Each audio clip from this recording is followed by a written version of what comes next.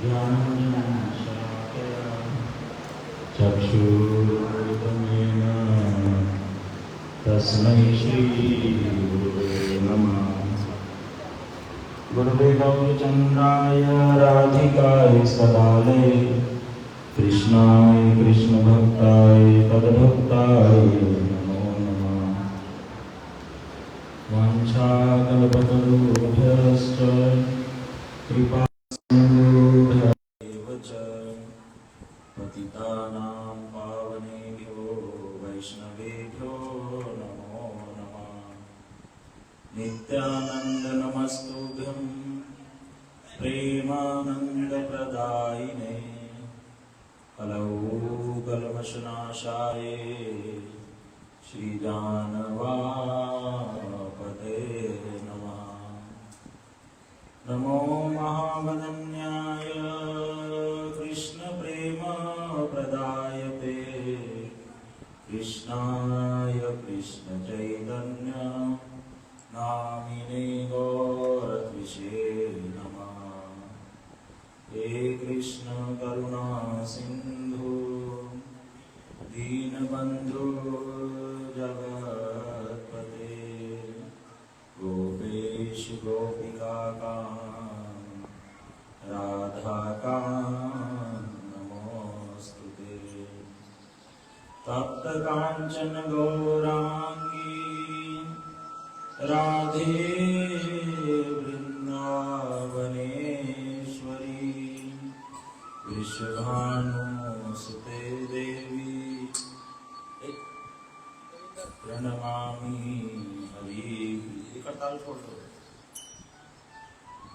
वृंदायै तुलसी देव्यायै प्रियायै केशवस्य च कृष्ण भक्ति प्रदे देवी सत्यवत्यै नमो नमः। श्री कृष्ण चैतन्य प्रभु नित्यानंद श्री अद्वैत गदाधर श्रीवासादि गौरभक्तवृंद। हरे कृष्णा कृष्णा कृष्णा हरे हरे हरे राम राम राम हरे हरे। बोलो हरे कृष्णा कृष्णा कृष्णा हरे हरे हरे राम राम राम हरे हरे।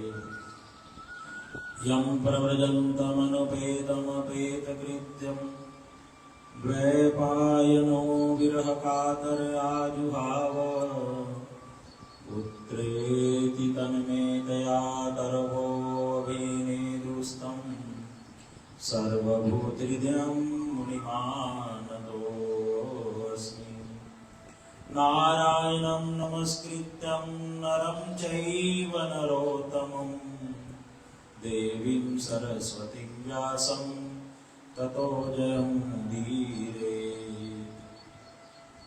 निगमकल्पतरुर्गलितं फलं शुकमुखादमृतद्रव्यसंयुतं पिबत भागवतरसमाल्यं मुहुरहो रसिका भुवि भावुका। हरे कृष्णा। श्री हरि गुरु वैष्णवों की कृपा से हम लोग श्री पुरुषोत्तम मास में श्रीमद् भागवत कथा को श्रवण कर रहे हैं, कीर्तन कर रहे हैं। आज श्री पुरुषोत्तम मास का क्या है, अंतिम दिवस। कल से भक्त लोग पुरुषोत्तम मास में जो व्रत रखे थे वे व्रत को खोलेंगे। हरे कृष्ण हरे कृष्ण।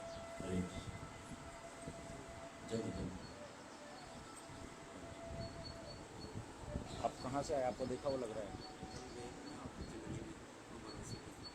अरे प्रभु जी मैं क्या बोले जा रहा हूँ ठीक है आपको कुर्ते पजामे में देखा है ठीक है हरे कृष्ण। श्रीमद् भागवत कथा को प्राय 6 दिनों से हम श्रवण कर रहे हैं और आज श्री पुरुषोत्तम मास का विश्राम दिवस है।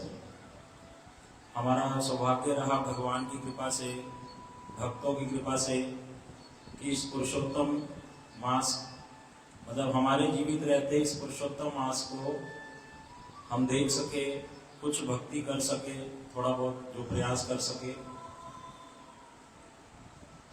प्राय 6 दिनों से इस श्री कुंज बिहारी गौड़िया मठ में हम लोग 6 गोस्वामियों के विषय में और जगन्नाथ जी की कथा को सुन रहे हैं। ये जो सुनना है, ये बोलना है, कोई अपने मन से नहीं है। ये जो बात गुरु परंपरा से प्राप्त होती है उस बात को बोला जाता है प्रामाणिक बात। उस बात में कोई दोष नहीं होता, उसमें भ्रम, प्रमाद, विप्रलिप्सा, करना पाटव अर्थात उन बातों में कोई भूल नहीं होती या कोई दोष नहीं होता।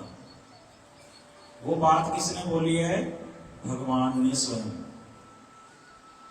ये जो वेद हैं ये क्या है? जो हम वेद सुनते हैं ये भगवान की वाणी है। भगवान ने जिन बातों को बताया है वो सारी बातें किसमें लिखी हैं? वेद में। लेकिन मैं हूं कलियुग का जीव। सबसे पहले तो पढ़ने की रुचि तो बिल्कुल नहीं है। पहले तो फिर भी किसी को होता था, और अगर किसी को पढ़ने की रुचि भी है तो जो बुद्धि का स्तर है वो बहुत कम है, और ये वेदों को अपने आप पढ़ने जाओ तो समझ नहीं आता। उसकी जो बातें हैं वो समझ में इतनी आसानी से नहीं आएगी। आगे आगे आ जाओ, सब उधर ही देखते हो। फिर इधर कल से हम भी अच्छे अच्छे कपड़े पहन के आएंगे तो हमें भी देखेंगे।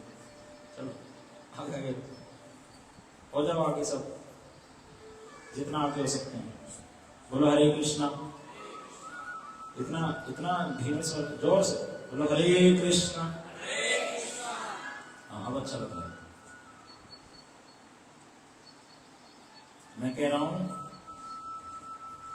कि जो ये भगवान की वाणी है जिसको वेद के रूप में लिख दिया, अगर मैं इसको स्वयं पढ़ने जाऊंगा, पहले तो पढ़ने में रुचि नहीं, किसी की है भी तो उसको समझ नहीं आएगी उसकी बातें। उसके लिए एक अच्छा बुद्धि का स्तर चाहिए होता है,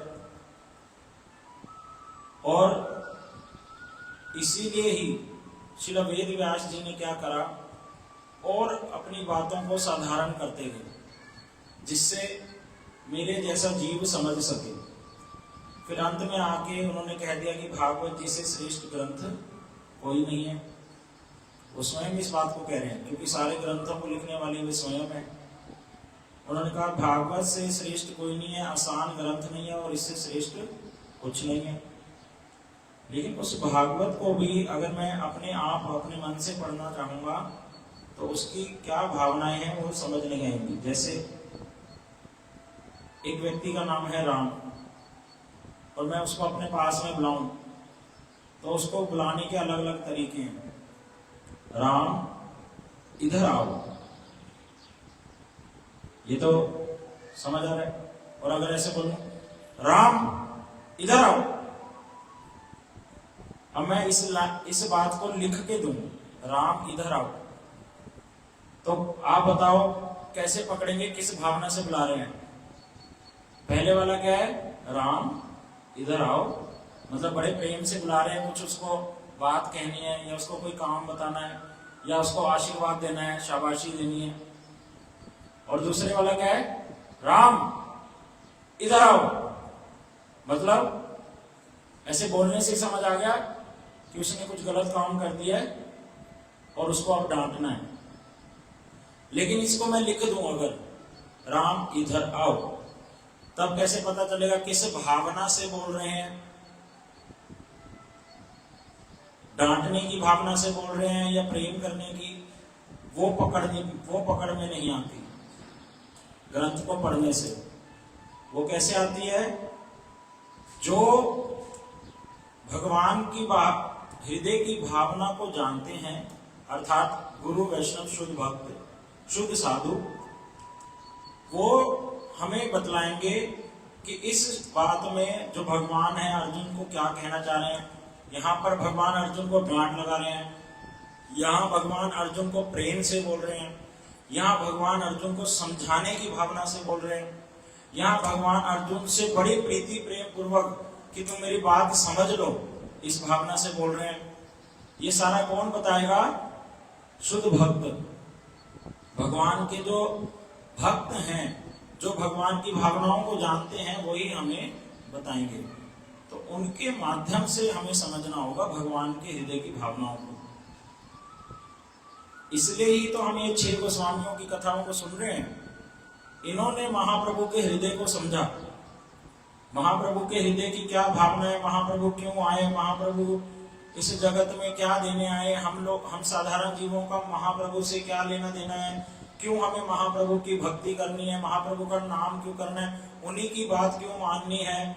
ये सारी बातें किन्होंने समझा दी हमें आसानी से? 6 गोस्वामियों ने। इसलिए हमारे जीवन में 6 गोस्वामियों के विषय में सुनना, इनके बारे में बात करना बहुत ज्यादा जरूरी है। तो ये जो 6 गोस्वामी हैं, 5 गोस्वामियों के विषय में तो हम सुनाए, और कोई ऐसा ना समझे कि उनका जीवन चरित्र इतना ही था। ये तो आधे 1 घंटे में कुछ हमने बातें थोड़ी थोड़ी अभी तो छुई है बस। तो धीरे, ये तो स्टार्टिंग है।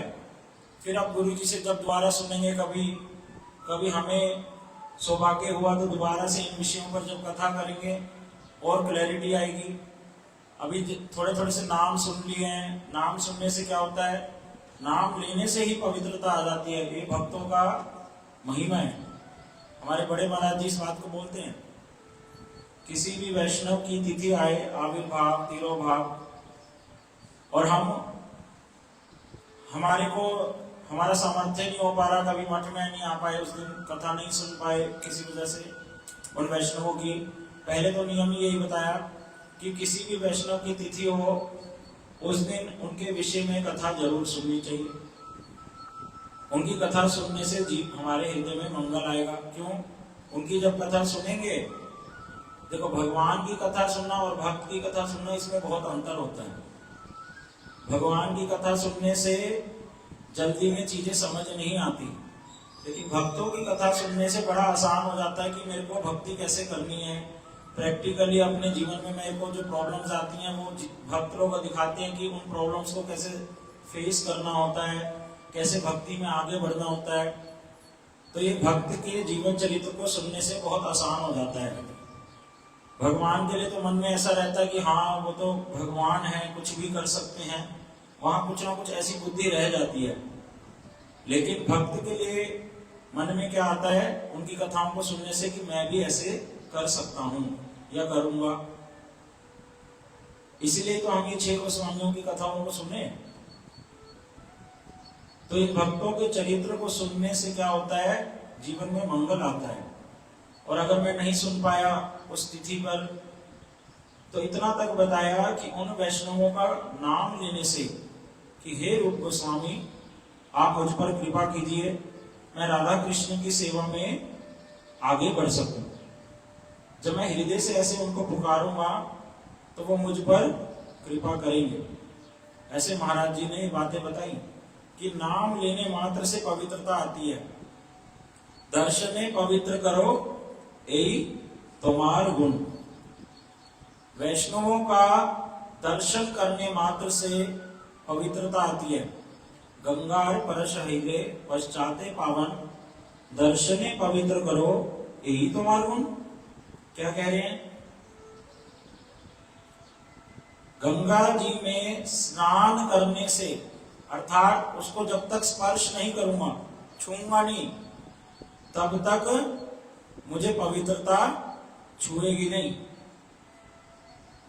गंगा जी की महिमा तो जानते हैं, बहुत बहुत महिमा है, कितनी बार सुनते हैं हम।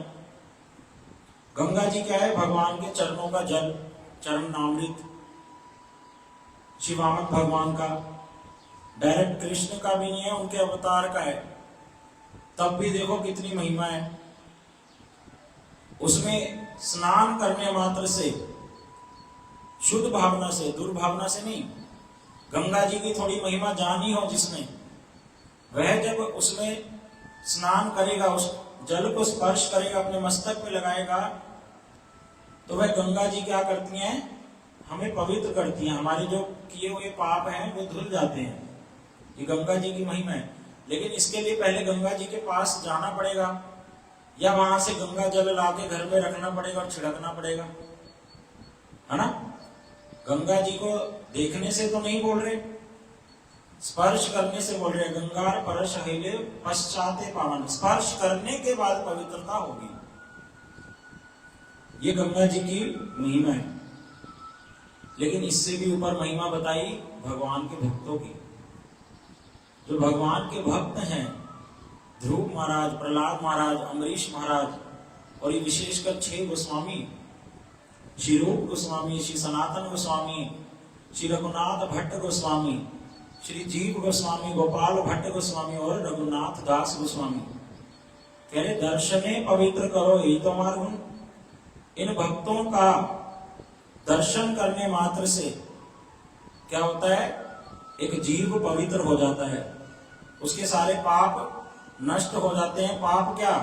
उसके हृदय में भक्ति आ जाती है। पाप तो बहुत छोटी सी बात। और दर्शन कैसा? कि डायरेक्ट दर्शन की बात नहीं कर रहे कि वो हमारे सामने आएंगे तब की। उनके विषय में अगर किसी से सुन भी लिया कि देखो उन भक्त की कितनी महिमा है, तो ये भी क्या होता है? दर्शन। एक होता है आंखों से दर्शन, वो दर्शन दर्शन नहीं कहलाता, क्योंकि हमारी आंखें क्या हैं? चमड़े की बनी हुई हैं, और इन चमड़ों की आंखों से जो भगवान है और उनके भक्त हैं, वो इस धाम के तो है नहीं, वो तो भगवान के धाम के हैं। उनमें और हमारे में बहुत अंतर है। हमने सुना ना, हमारे अंदर 4 दोष हैं। हम भूल करते हैं, चीटिंग करते हैं, दूसरों में दोष देखते हैं। 4 प्रकार की ऐसी हमारे में गलतियां हैं। लेकिन ये 4 प्रकार की गलतियां भक्तों और भगवान में नहीं होती। बहुत बड़ा अंतर है हम दोनों में। तो मैं कैसे देखूं उनको? तो बताया कानों के माध्यम से ही दर्शन होगा। वो कानों के माध्यम से जब मैं उनके विषय में सुनूंगा, वो बात मेरे हृदय में जाएगी, हृदय से जो मेरी अंदर आत्मा है उसके कानों तक जाएगी। आत्मा के अपने आंख, कान, नाक, पैर सब कुछ है, समझ आ रहा है? तो कानों के माध्यम से जो दर्शन होता है वो आंखों से नहीं होता। मैंने गुरुजी को देखा आंखों से, और देखने के बाद क्या देखा कि गुरुजी अपने एक शिष्य को बहुत बुरी तरह डांट रहे थे। तो मन में क्या आ गया? ये वाले गुरुजी तो ठीक नहीं है। वो वाले गुरुजी अच्छे हैं जो टीवी में आते हैं, मीठी मीठी बातें करते हैं, और उनके फेसबुक पर, यूट्यूब पर बहुत सारे फॉलोअर्स हैं, और देखो वो तो कुछ नियम भी नहीं बताते ज्यादा। यहाँ पे तो गोड़िया मठ में प्याज लहसुन छोड़ना पड़ेगा, ये करना पड़ेगा, वो करना पड़ेगा, ये बोल देते हैं। ये वाले गुरुजी अच्छे हैं। तो मेरे कहने से ये नहीं होगा कि ये वाले गुरुजी अच्छे हैं, ये वाले गुरुजी अच्छे नहीं है, ये वाले गुरुजी का स्तर ऊपर है, ये गुरुजी का स्तर नीचे है। हमारी बातों का कोई मोल नहीं है। क्यों? क्योंकि मैं माया में फंसा हुआ जीव हूं, और मुझे अभी समझ नहीं आती हैं बातें, और मेरे कहने से नहीं चलेगा। ये तो भगवान क्या कह रहे हैं, भागवत जी क्या कह रही हैं, वो समझकर कि शुद्ध वैष्णव कौन है, उसके लक्षण क्या होते हैं, वो हर समय भगवान के भजन में रहेंगे। ये बाहर के व्यवहार को देखकर नहीं बताया जाता कि ये गुस्सा करने वाले गुरुजी अच्छे कम होते हैं, या जो पतले से गुरुजी होते हैं वो अच्छे होते हैं, मोटे वाले तो नहीं अच्छे होते। ऐसा नहीं होता। ये बाहर ये चीजें नहीं देखी जाती भक्तों में। ये व्यवहार की बातों को नहीं देखा जाता। क्या देखा जाता है कि वो भक्ति कितनी कर रहे हैं, कितना समय वो भगवान को दे रहे हैं, और कैसे और लोगों को भी भगवान की भक्ति का संदेश दे रहे हैं। और उनकी कथाओं को सुनकर मेरे हृदय में क्या हो रहा है, भगवान की भक्ति करने की भावना बहुत ज्यादा आ रही है। ये सब देखना पड़ता है। ये मोटा पतला काला गोरा, या गुस्सा कर रहे हैं या प्यार से बोल रहे हैं, ये सब नहीं देखा जाएगा। जो ये देखते हैं इसका मतलब वो अभी कुछ जानते नहीं है। ये भक्तों की कथाएं हैं। आइए श्री रघुनाथ दास गोस्वामी जी के विषय में सुने। श्री रघुनाथ दास गोस्वामी जी, देखो आज मैं पूछूंगा एक एक गोस्वामी का नाम, ध्यान से सुनिएगा। 6 गोस्वामियों के विषय में पूरे 6-7 दिन से सुन रहे हैं हम, कम से कम नाम तो याद हो जाना चाहिए। एक और बारी मैं रिवाइज करा देता हूं। श्री रूप गोस्वामी जी की, श्री सनातन गोस्वामी जी की, श्री रघुनाथ भट्ट गोस्वामी जी की, श्री जीव गोस्वामी जी की, श्री गोपाल भट्ट गोस्वामी जी की, श्री रघुनाथ दास गोस्वामी जी की। ये 6 नाम हैं। रघुनाथ दास जी कौन है? इनके पिता जी का नाम था गोवर्धन, और ये बहुत बड़े धनी परिवार से थे। बताया इंद्र के समान इनके घर में ऐश्वर्य था, संपत्ति थी। कितना बताया? एक साल में इनके पिताजी 8 लाख सोने की मुद्राएं कमाते थे। सोने की मुद्राओं की बात कर रहे हैं, 8 लाख रुपए नहीं बोल रहे। तो इतना धन था, और एक ही पुत्र थे और कोई संतान भी नहीं थी। और इनके जो ताऊ जी थे उनकी भी कोई संतान नहीं थी। घर में बहुत लाडले बेटे थे, लाडले पुत्र थे। माँ का, ताऊ जी का, पिता का, सबका प्रेम इनको मिलता था। लेकिन इन्होंने जब महाप्रभु की कथाओं को सुना कि महाप्रभु ऐसे ऐसे कृष्ण भक्ति का प्रचार करते हैं, हरे कृष्ण महामंत्र का नाम जप करते हैं, कैसे महामंत्र करते करते नृत्य कीर्तन करते हैं, जब कुछ भक्तों से ऐसा कुछ सुना तो सुनने से आसक्ति होगी महाप्रभु से, सुनने से ही आसक्ति होगी भगवान और गुरु वैष्णव से। जो लोग कथा नहीं सुनते वो कभी भी उनका संबंध गाढ़ा नहीं हो सकता। सबसे मोस्ट इंपॉर्टेंट पार्ट यही बताया परम गुरु जी बोलते हैं कि प्रारंभिक अवस्था में अभी हमने भजन शुरू करा, हो सकता है माला मैं कम कर लूं, हो सकता है मैं सेवा भी कम कर लूं, लेकिन कथा सुनना ये नित्य प्रति का हमारा नियम होना चाहिए। कथा सुनने से ही उत्साह मिलता है नाम करने का और सेवा करने का। अगर मैं कथा नहीं सुनता, नाम करता हूँ, सेवा करता हूँ बहुत अच्छे से, कुछ समय तक कर पाऊंगा, उसके बाद वो बंद हो जाता है। ऐसे परम गुरु जी अपनी कथा में बता रहे हैं, ऐसे मैंने बहुत से उदाहरण देखे। नाम करेंगे 64 मालाएं, 100 मालाएं, सेवा करेंगे दिन रात, लेकिन उनसे पूछो कथा सुनने की रुचि उनमें होती नहीं।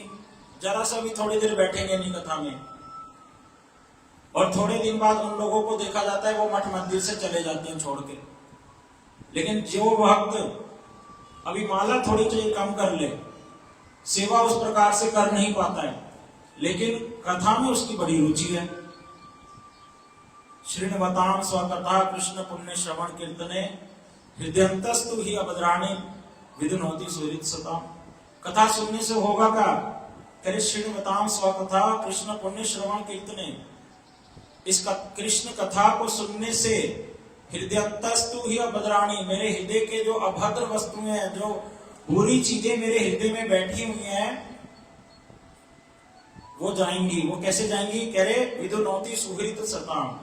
वही कृष्ण सुहृद मतलब एक अच्छा मित्र बनकर मेरे हृदय में आएंगे और उन गंदी वस्तुओं को बाहर निकाल देंगे। काम, क्रोध, लोभ, मोह, ये जो मेरे हृदय में बैठा हुआ है। तो कृष्ण कथा का ये प्रभाव है। ये कृष्ण कथा के लिए इतना तक बताया है, इसको बोला रसायन। रसायन क्या होता है? जब एक व्यक्ति बीमार हो जाता है वो डॉक्टर के पास जाता है, डॉक्टर उसको दवाई दे देता है, उस दवाई से उसकी बीमारी दूर हो जाती है, लेकिन उसकी कमजोरी नहीं जाती। कमजोरी के लिए डॉक्टर बोलता है दूध पियो, पनीर खाओ, ये करो वो करो। लेकिन रसायन एक ऐसी मेडिसिन है, उसको लेने से क्या होता है, अलग से मुझे कुछ नहीं खाना होगा, वो रसायन क्या करेगी, मेरी बीमारी को दूर कर देगी और साथ ही साथ क्या करती है, मुझे बल भी दे देती है, शक्ति भी दे देती है, जो मेरी कमजोरी है उसको दूर कर देती है। और वो रसायन क्या है? भगवान की कथा, कृष्ण कथा। कौन सी बीमारी दूर होती है इसको सुनने से? हम सब अभी बीमार हैं। अरे नहीं जी, हम तो सही थे, आज सुबह रथ यात्रा में ठीक से चले, सब ठीक था, आप कैसे कह सकते हैं बीमार हैं? हम सबको एक बीमारी लगी हुई है, उसको, उस बीमारी का नाम है भव रोग। क्या नाम है? भव रोग क्या होता है? हमें एक बीमारी लग गई है, हमें क्या अच्छा लगता है? यही संसार अच्छा लगता है और इसी में बार बार जन्म लेना, बार बार मरना, इसको कहते हैं भव रोग। इसी 14 ब्रह्मांड में बस फंसे रहना, ये वाली बीमारी मेरे को लग गई है। अब ये दूर कैसे होगी? कृष्ण कथा सुनने से। और जो ये मेरे को बीमारी लग गई थी तो उसके कारण मैं बड़ा दुर्बल हो गया था, मेरा हृदय बड़ा दुर्बल हो गया था, अच्छी चीजों को एक्सेप्ट नहीं कर पाता, कृष्ण की बातों को ठीक से समझ नहीं पाता, गुरुजी कुछ कहते हैं तो जल्दी से मैं मान नहीं पाता। लेकिन बार बार कृष्ण कथा सुनने से क्या होता है, बीमारी तो दूर हो ही रही है, माया से मन धीरे धीरे हट रहा है और भगवान की ओर लग रहा है। और दूसरा, जो मेरे हृदय की दुर्बलता है वो भी दूर हो जाती है। और कृष्ण कथा क्या करती है, मुझे बल प्रदान करती है। किसका? सेवा करने का और नाम करने का। वो नाम और सेवा से बल नहीं मिलता, कृष्ण कथा से बल मिलेगा, नाम करने का और सेवा करने का। और नाम करना, सेवा करना, कृष्ण कथा करना, ये तीनों चीजें महाप्रभु ने आज्ञा दी है। इसी तीनों को मिला के कहते हैं हरि नाम संकीर्तन। केवल नाम जप करना, नाम संकीर्तन के अंतर्गत नहीं आएगा, इन तीन चीजों को एक साथ करना होगा। और उसमें भी मोस्ट इंपोर्टेंट बताया, कृष्ण कथा सुनकर। कृष्ण कथा सुनकर ऐसे नहीं बस कथा में बैठ के कोई वो माता वाला उदाहरण, उससे नहीं होगा। कथा सुनकर परिवर्तन लाना पड़ेगा, तब होगा। जीवन में जब पालन करेंगे तभी तो होगा। कथा सुने आए और चले गए, उससे कुछ भी लाभ नहीं होगा।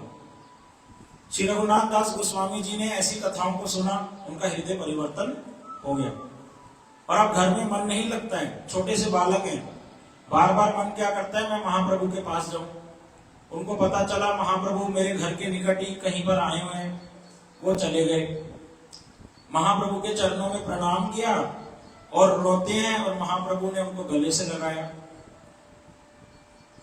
अब कुछ समय जब महाप्रभु वहां रहे तो वो भी वहां रहे, और जब रहे तो नित्य प्रति क्या होते हैं इनके ऊपर कृपा। महाप्रभु जो भी खाते हैं, जो झूठा बच जाता है, उचिष्ट बोलते हैं उसको शास्त्रीय भाषा में, वो महाप्रभु अपने भक्तों के माध्यम से रघुनाथ दास जी को दे देते। और ऐसे कुछ दिन चलता रहा, बड़ी कृपा हुई।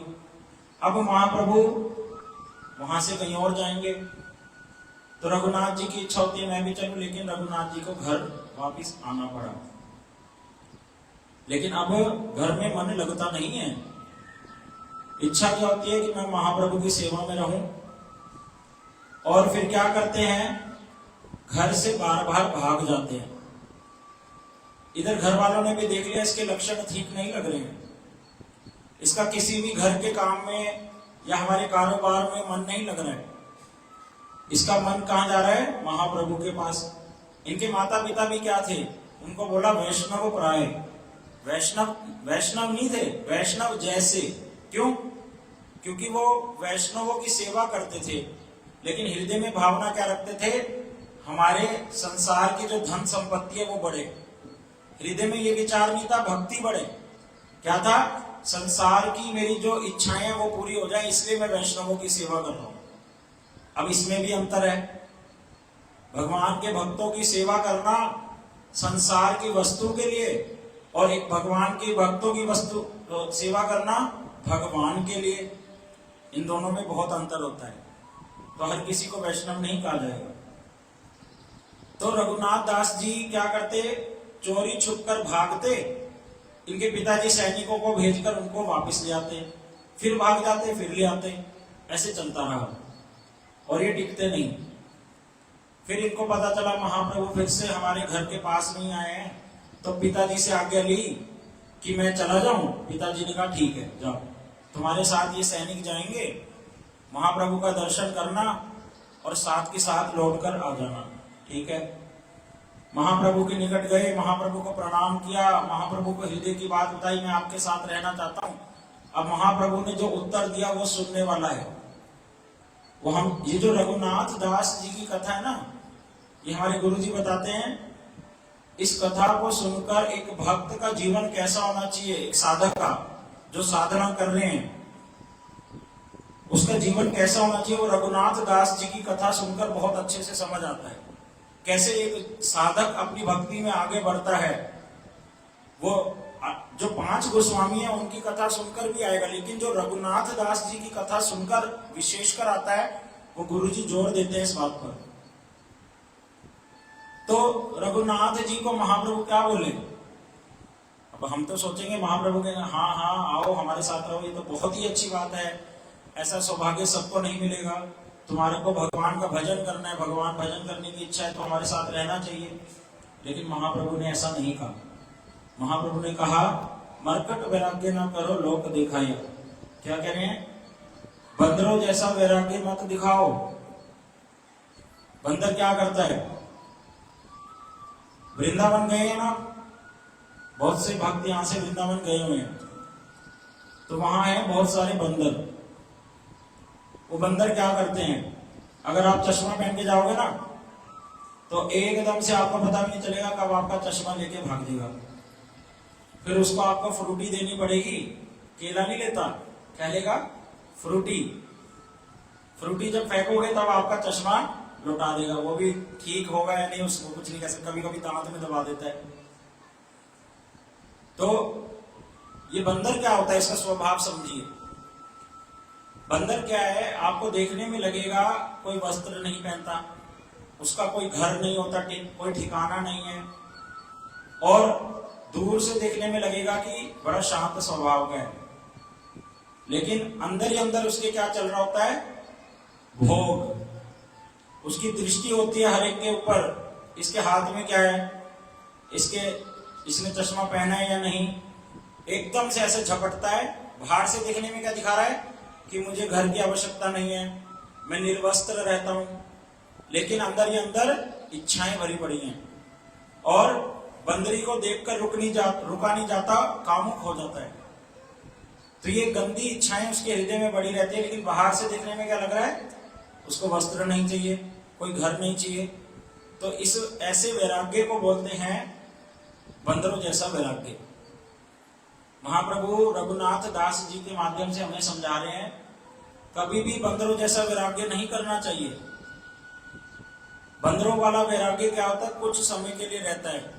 जैसे नए नए भक्ति में जुड़ते हैं कुछ लोग, और एकदम से ऐसा दिखाएंगे, अरे अब हमारा मन तो कहीं नहीं लगता, बस भगवान के चरणों में लग गया है हमेशा के लिए, अब ये सब चीजें अच्छी नहीं लगती, घर बार छोड़ के चले जाएंगे, और थोड़े समय बाद ही उनको नानी याद आ जाती है, घर लौट जाते हैं। एक माता का उदाहरण आया, हमारे महाराज जी सुनाते थे, घर में क्या हुई, बहू से लड़ाई हो गई सास की, तो क्या बोली, मैं घर छोड़कर वृंदावन जा रही हूं, घर छोड़ के वृंदावन चली जाऊंगी। बहू कुछ कहती नहीं, मैं जा रही हूं, बैग पैक कर लिया है। बहू ने कहा हाँ ठीक है ठीक है। यहां रेलवे स्टेशन पे आके बैठ गई। थोड़े से 2-4 घंटे बीते, घर वापस आ गई। मुझे पता है तुम्हारा मन नहीं लगेगा मेरे बिना, कोई बात नहीं, तुम्हारे दोषों को मैंने क्षमा कर दिया, मैं आ गई हूं। तो ये ऐसे वाला वैराग्य नहीं, ये शमशान वैराग्य भी बोलते हैं इसको। किसी का शरीर छूट जाए तो हम शमशान जाते हैं ना देखने, तो वहां जाके मन में आता है अरे यार ये मेरे साथ भी हो जाएगा, ये शरीर है, ये सब मोह माया है। और जैसे ही शमशान से बाहर आते हैं वो वैराग्य खत्म हो जाता है। तो ये बंदर जैसा शमशान वैराग्य या फल्गु वैराग्य भी बोला है इसको। एक नदी है, उसका नाम है फल्गु। क्या? फलूदा नहीं, कह रहे फलूदा, फल्गु। क्या नाम है? वो नदी साधारण नदी जैसी नहीं है। नदी बहती तो है, लेकिन आपको पता ही नहीं चलेगा वो नदी है। क्यों? ऊपर उसके मिट्टी होती है, पूरी रेत रेत। देखो भगवान की कैसी अलग अलग सृष्टि है। हमारे भारतवर्ष में ही है फल्गु नदी। नदी नीचे बैठती है और ऊपर सारा रेत मिट्टी है, जैसी पैर रखोगे डूब जाओगे। इसलिए वहां पर बाउंड्री करके रखते हैं कि यहां जाना निषेध है। तो ऊपर से तो क्या लग रहा है कि अच्छा स्थान है, सख्त है, चल सकते हैं, लेकिन अंदर से कैसा है? अंदर तो नदी है, उसमें डूब गए। तो ऊपर से देखने में लग रहा है वैराग्य, लेकिन अंदर में भर भर के इच्छाएं भरी हुई हैं संसार के लिए। मुझे ये चाहिए, वो चाहिए। बाहर से तो दिखा रहे क्या है? तिलक लगा लेंगे मोटा, कंठी धारण कर लेंगे मोटी मोटी, मोटी माला भी रख लेंगे। ये बाहरी वस्तुओं को देख के किसी को गुरु या साधु नहीं कहा जा सकता। अरे ये साधु अच्छे हैं, देखो कितनी मोटी मोटी माला पहनते हैं। अभी तो थोड़ी देर पहले भी तो सुनी कितनी बात। तो बाहरी चीज को देख के नहीं होगा, अंदर में उनके क्या चल रहा है वो इंपॉर्टेंट है। कथा तो बड़ी सुंदर कर रहे हैं और अंदर क्या चल रहा है? टका टका टका। मतलब ये वाला व्यक्ति आज मेरी कथा में आया, ये धनी है, इससे इतना पैसा निकलवाना है। ये गरीब है, इससे मेरा कोई लेना देना नहीं। हृदय में क्या चल रहा है? कुछ और। भगवान की प्रसन्नता के लिए कथा नहीं कर रहे, गुरु वैष्णवों की प्रसन्नता के लिए कथा नहीं कर रहे। और ऐसी कथा से हृदय परिवर्तन भी नहीं होगा। वो सांप के दूध, जो दूध है जिसको सांप ने मुंह लगा दिया, जैसे आप वो दूध पौष्टिक नहीं रहेगा, उसको पीने से मर जाऊंगा, ऐसे लोगों की कथा सुनने से क्या होता है? संसार में और मन लगता है। सिंपल सी बात है, जिनकी कथा सुनकर संसार से मन कम हो रहा है और भगवान की ओर लगना शुरू हो रहा है, वो तो है शुद्ध वैष्णव। और जिनकी कथा सुनने से संसार के प्रति ज्यादा आसक्ति है अभी भी और मेरी जा नहीं रही, तो वो गड़बड़ है कहीं ना कहीं कुछ। तो रघुनाथ जी, इससे पहले कुछ बता रहा था। हाँ, वैराग्य कि फल्गु वैराग्य, शमशान वैराग्य, बंदरों जैसा वैराग्य के लिए महाप्रभु कह रहे हैं ऐसा वैराग्य मत करो। घर चले जाओ वापिस। घर जाके क्या करना है? अंदर ही अंदर निष्ठा को बढ़ाओ। बाहर से तो दिखाओ कि मैं दुनिया के साथ हूं। जैसे हमारे गुरु वर्ग रहते तो हमारे साथ ही हैं, सबसे बात भी करते हैं। कोई भक्त है, कोई भक्त नहीं है, अभी सबसे बात करते हैं ना। लेकिन हृदय में उनके क्या चल रहा है वो हमें नहीं समझ आएगा। वो हृदय से भक्त से क्या बात कर रहे हैं, उसको और भक्ति में आगे बढ़ाना है, और अभक्त को कैसे भक्ति में लाना, ये हृदय में उनके चल रहा है। तो महाप्रभु ने कहा, रघुनाथ बंदरों जैसा वैराग्य छोड़ दो, ये अच्छा नहीं है।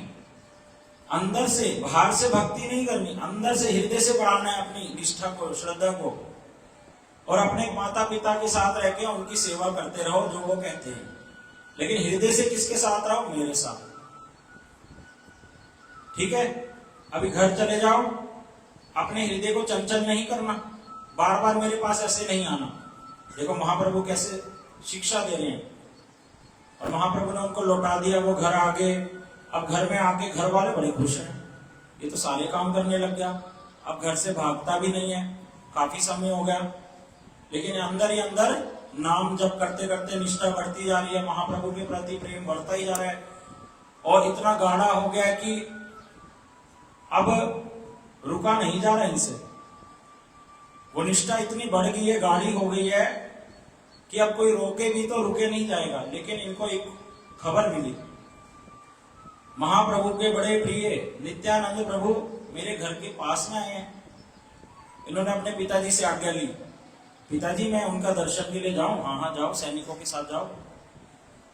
वो नित्यानंद प्रभु कौन है? महाप्रभु के भक्त बलराम जी, जो कृष्ण लीला में जो बलराम जी हैं, महाप्रभु की लीला में कौन है?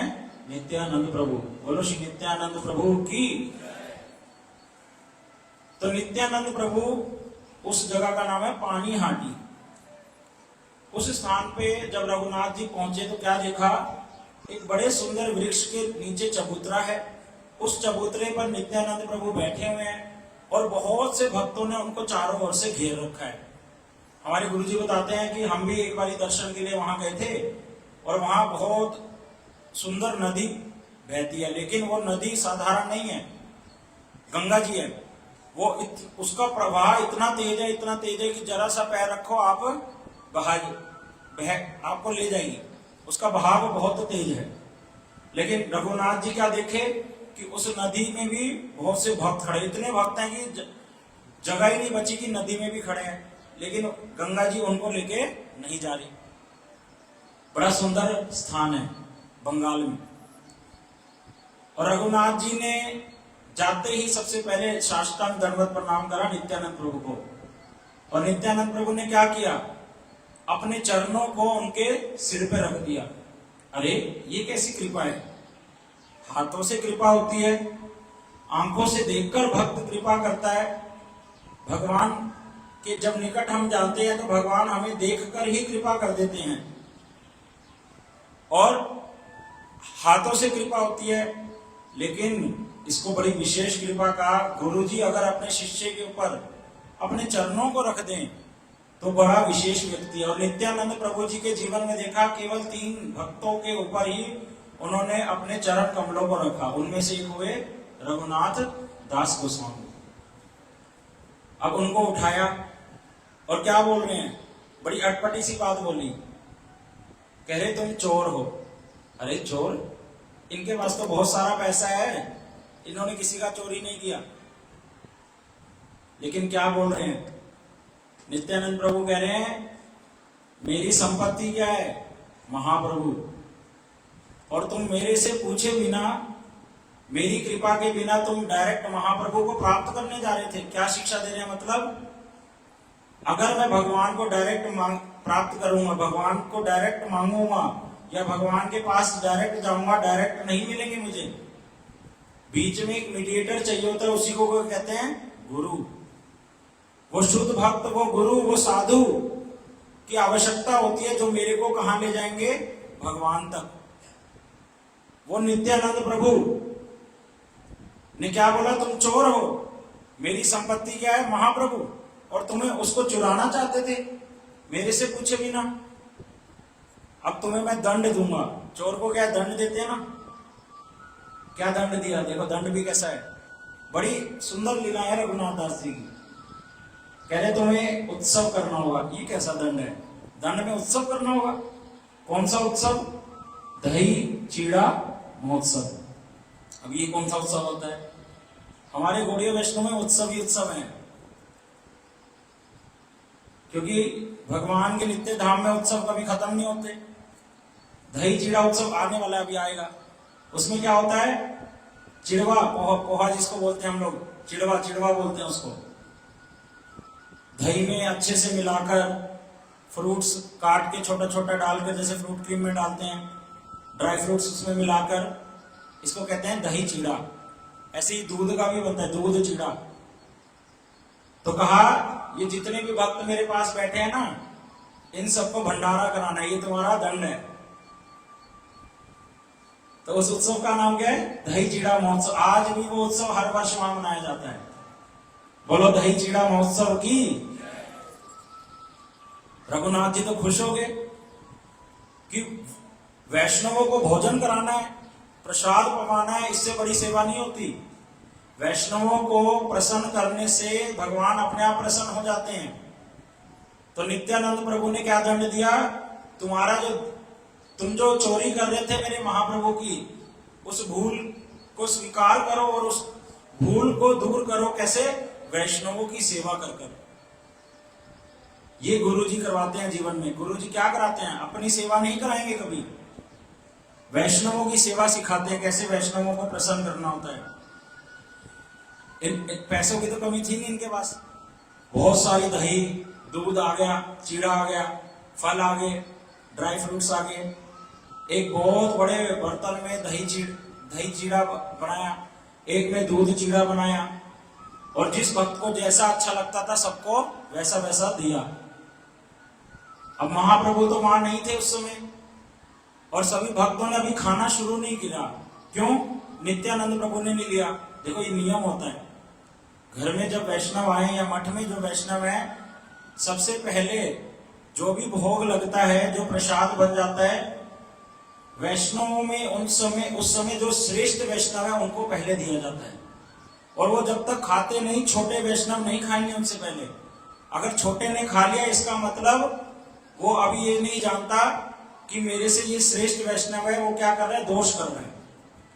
अर्थात इसका एक और अर्थ होता है, जो असली अर्थ है, छोटे ने कभी खा लिया तो बड़े वैष्णव को जब बाद में खा रहा है तो इसका मतलब वो उसका झूठा खा रहा है। और जबकि छोटे का क्या कर्तव्य है, वो बड़े का झूठा खाएगा। ये नियम, ये देखो इतनी सारी शिक्षाएं है ना कथाओं में। महाप्रभु के जीवन चरित्र में शिक्षा से भरा पड़ा है। किसके लिए? तीसरे व्यक्ति के लिए नहीं, दूसरे के लिए नहीं, मेरे लिए।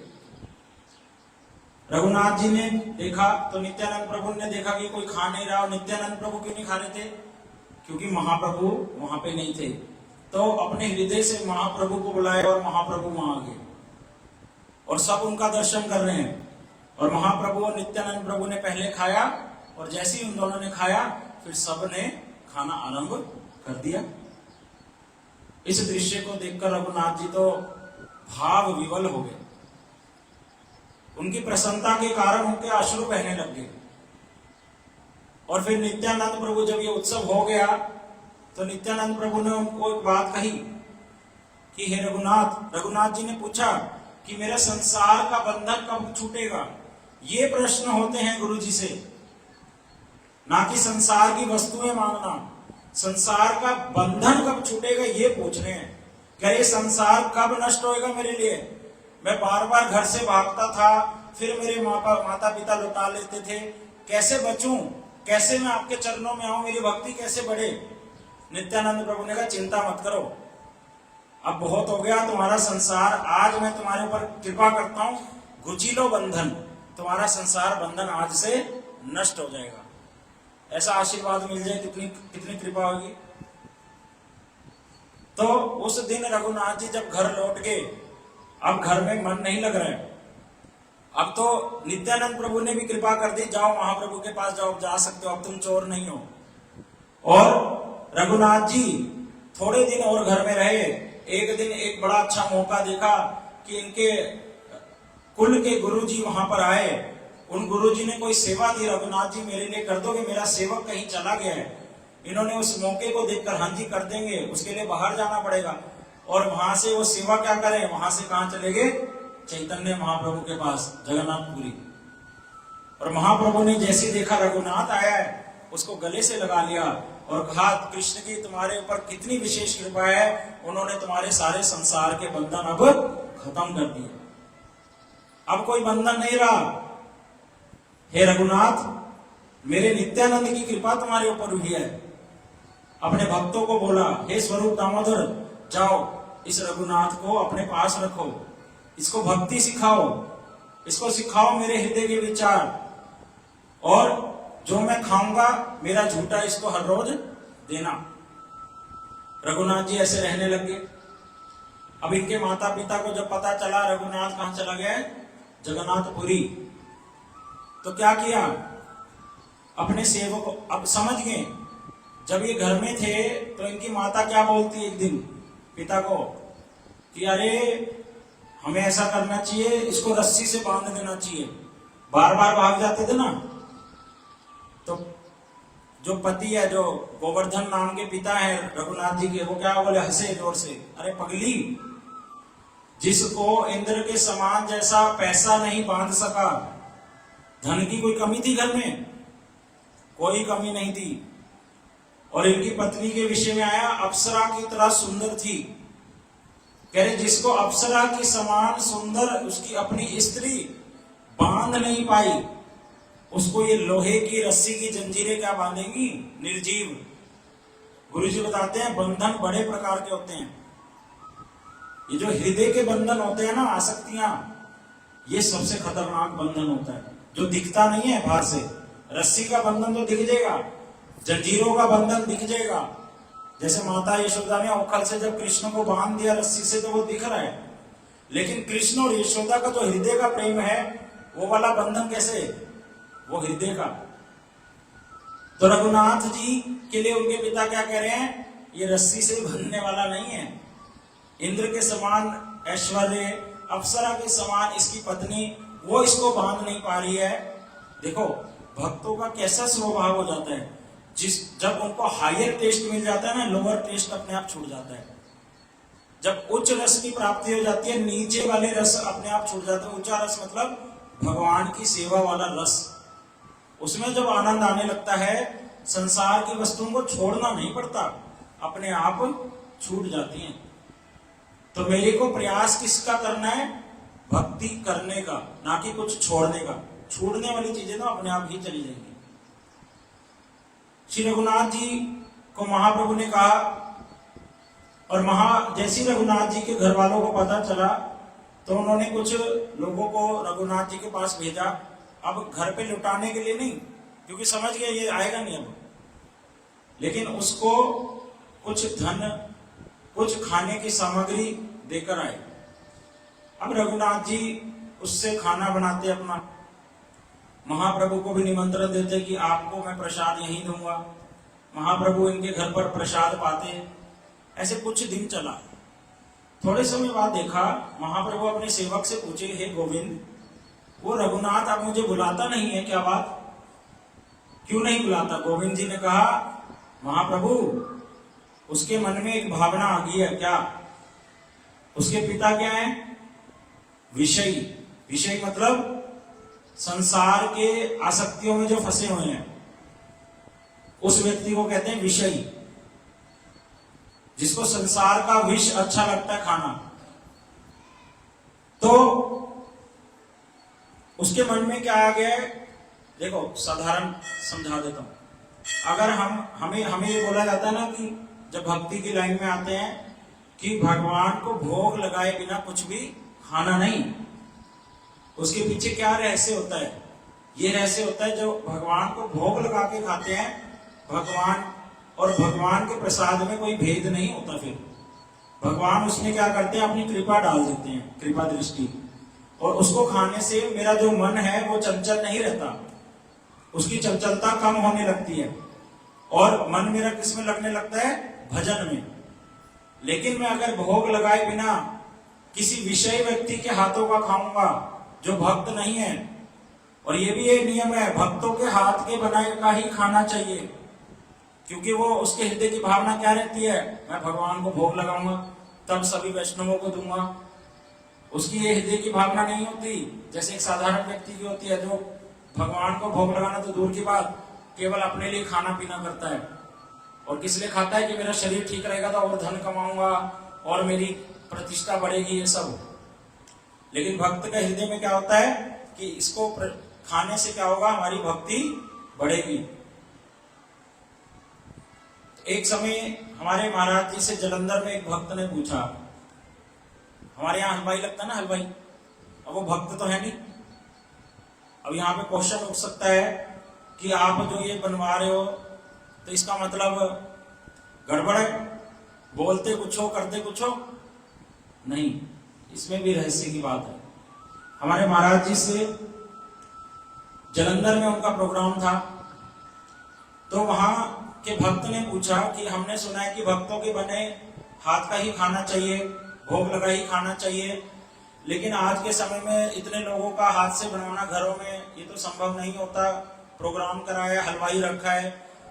तो महाराज जी एक बात समझाए, कैसे? उदाहरण से। एक पत्नी है, लेकिन उसको बीमारी हो गई है कि उसको बेड रेस्ट बोल दिया डॉक्टर ने, बेड पे रहना है, कमर की प्रॉब्लम हो गया, उठ नहीं सकती अब कुछ महीने तक या पूरा जीवन भर।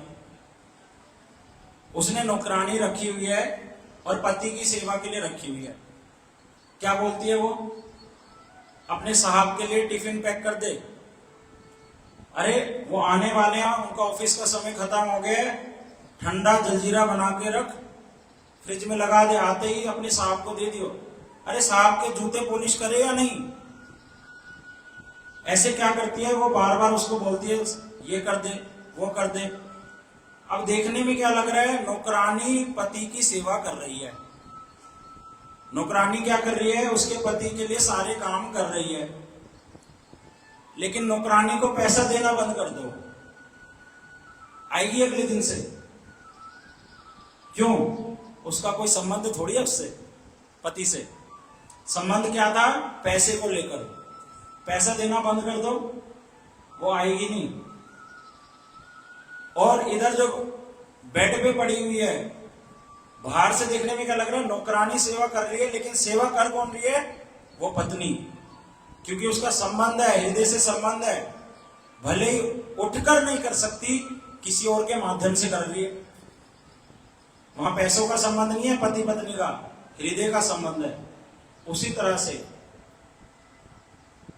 ये हलवाई क्या है, इसको तो पैसा देना है, लेकिन भावना कहां जुड़ी है? भक्तों की जुड़ी हुई है कि मैं तो बना नहीं सकता इतने लोगों का, लेकिन इसके माध्यम से जो बनेगा मैं भगवान को भोग लगाऊंगा।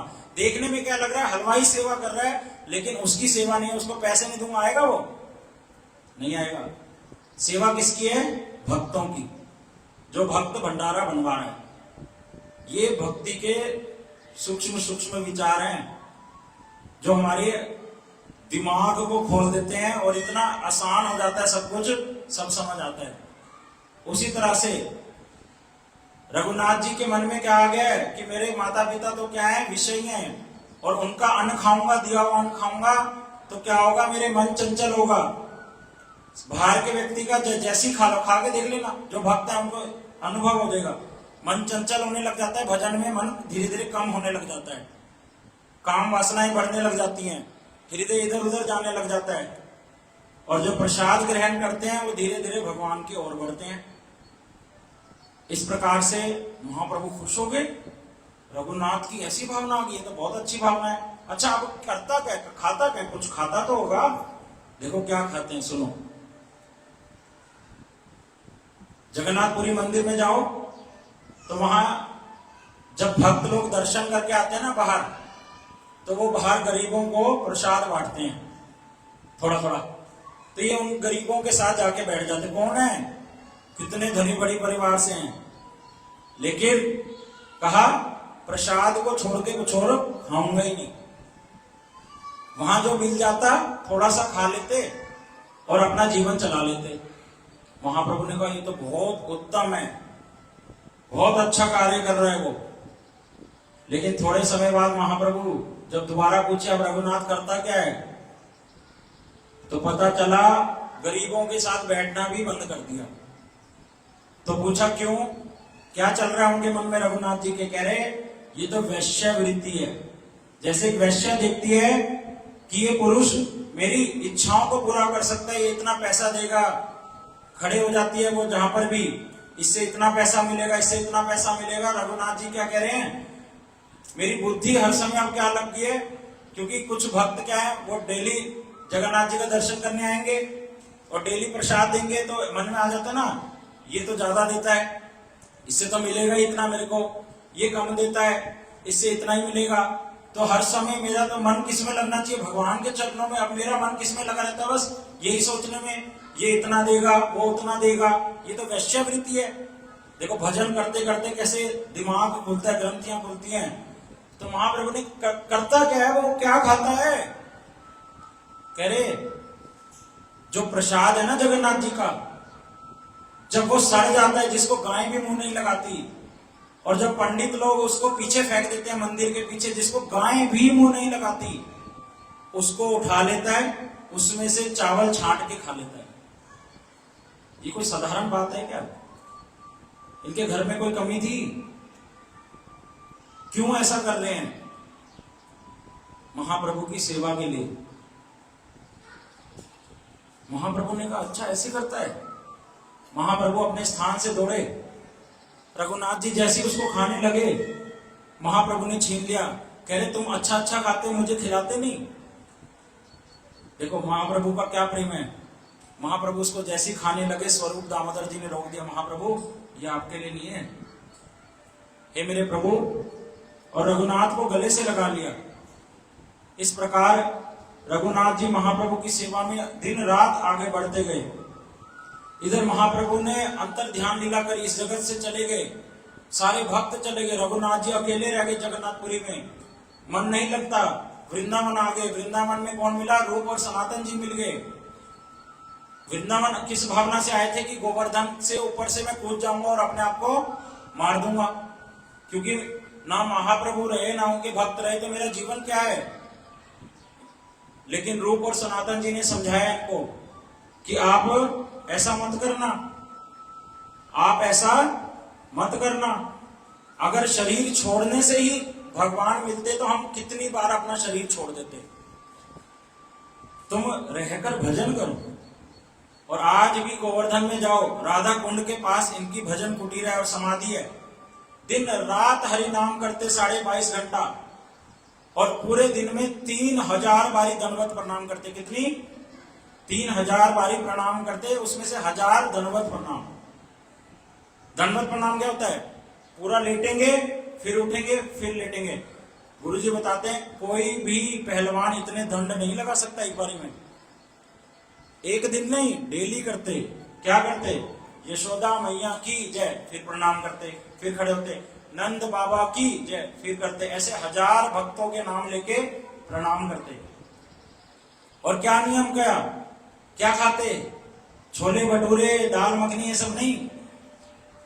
1 दोना मट्ठा छाछ पीते, बस 1 दोना, वो भी पूरे दिन में। भजन बढ़ता जा रहा है, भोजन कम होता जा रहा है। दिन रात राधा कृष्ण की सेवा में नियुक्त हो जाते हैं। राधा कुंड का, श्याम कुंड का निर्माण कार्य भी उन्होंने ही कराया। उससे पहले राधा कुंड, श्याम कुंड जो अभी हम देखते हैं ऐसे नहीं थे। इस प्रकार एक समय जब पहले भजन कुटी में नहीं रह के भजन करते थे, कभी किसी वृक्ष के, कभी वृक्ष के, तो एक समय कुंड के किनारे पे बैठ के भजन कर रहे थे।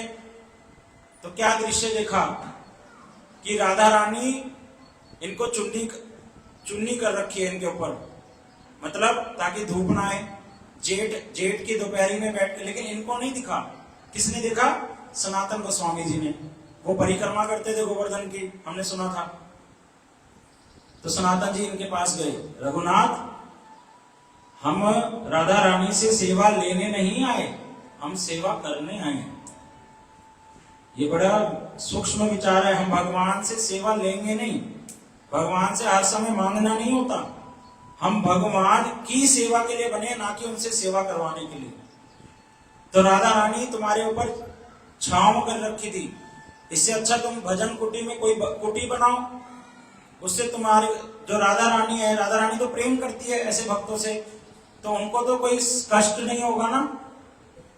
तो तुम क्या करो, कुटी बना के भजन करो, ऐसे नहीं करना। ठीक है, जैसे आप कहेंगे। तो ऐसे करते करते इनकी बहुत जीवन चरित्र है।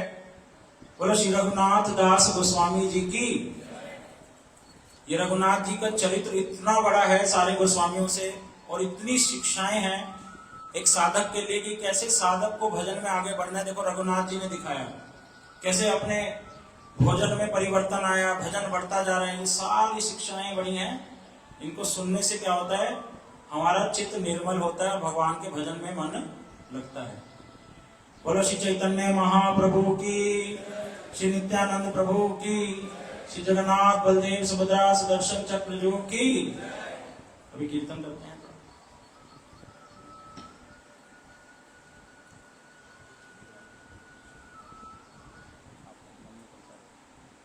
कौन सा मंदिर?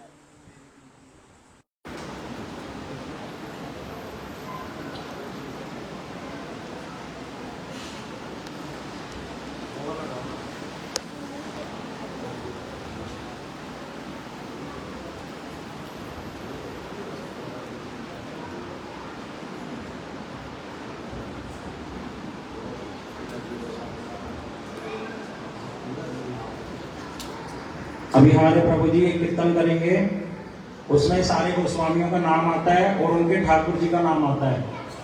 तो ध्यान से वो कीर्तन सुनिए और पीछे दोहराइए।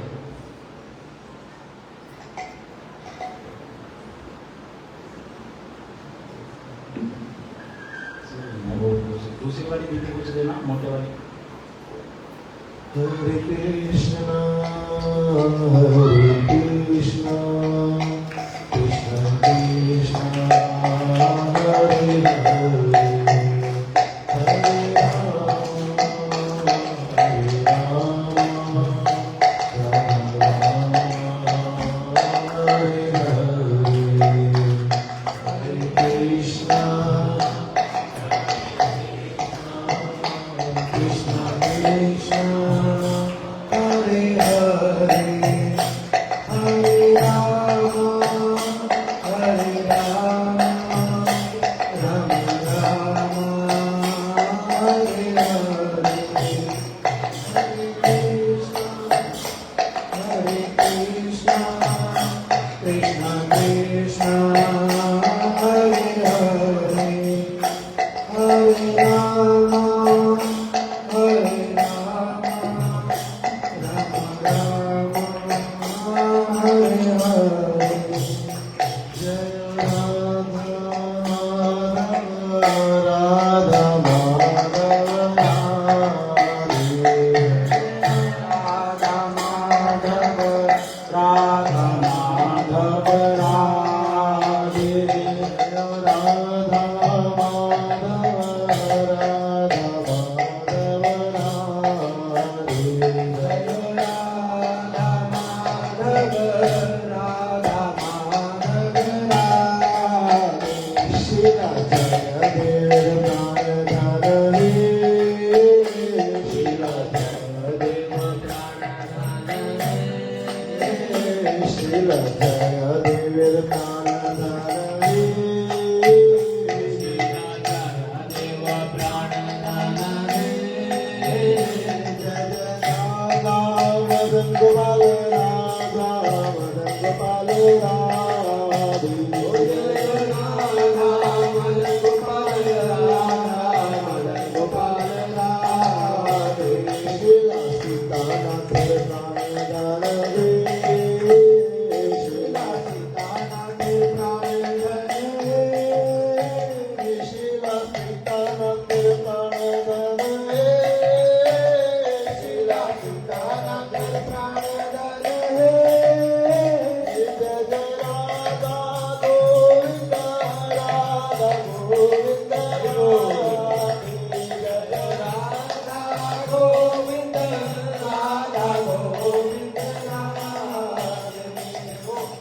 Dito sa kumatawanan mo, इनकी सेवा किसने की है पता है सबको पता है ना सब बोलिए आप बोलिए शीला रूप गोस्वामी प्राणधर हे शीला रूप गोस्वामी प्राणधर हे जय राधा गोविंद राधा गोविंद राधे जय राधा गोविंद राधा गोविंद राधे जय राधा मदन मोहन राधा मदन मोहन राधे ओ जय राधा मदन मोहन राधा मदन मोहन राधे शिला सनातन प्राणधन हे शिला सनातन प्राणधन हे शिला सनातन प्राणधन हे